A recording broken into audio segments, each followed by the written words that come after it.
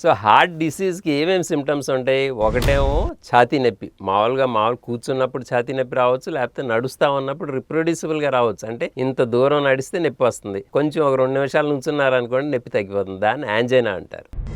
అలాగే కొంతమందికి నడిచినప్పుడు లేకపోతే పని చేసినప్పుడు ఆయాసం వస్తుంది, కొంచెం 2 నిమిషాలు రెస్ట్ తీసుకుంటే తగ్గిపోతుంది. ఇది యాంజైనా ఈక్వివలెంట్ అంటారు. అంటే వాళ్ళకి నొప్పి వచ్చే బదులు ఆయాసం వస్తుంది. థర్డ్, కొంతమందికి చల్లని చెమటలు పడతాయి, స్పెషల్లీ హార్ట్ అటాక్ వచ్చినప్పుడు. ఇది చాలా ఇంపార్టెంట్ సిమ్టమ్. స్పెషల్లీ ఛాతీ నొప్పి ఏదో నొప్పి వచ్చినప్పుడు చల్లని చెమటలు పట్టినాయి అనుకోండి, అంటే బాగా కారిపోతారు, ముట్టుకుంటే చల్లగా ఉంటారు. ఇది కూడా ఒక హార్ట్ అటాక్ సిమ్టమ్, చాలా ఇంపార్టెంట్ సిమ్టమ్. ఫోర్త్, గుండె దడ, దుడుక్ అనొచ్చు, లేకపోతే దడ అని కొట్టుకోవచ్చు. దీన్ని పాల్పిటేషన్ అంటారు. ఇంకొకటి ఏంటంటే స్పృహ పడిపోవటం, లేకపోతే అకస్మాత్తుగా చనిపోవటం. ఇది కూడా హార్ట్ అటాక్ సిమ్టమ్. అంటే one of the first science of heart attack could be అకస్మాత్తుగా చనిపోవటం, లేకపోతే స్పృహ పడిపోవటం. ఈ మెయిన్గా 5 సిమ్టమ్స్ ఉంటాయి ఏ హార్ట్ ప్రాబ్లంకైనా.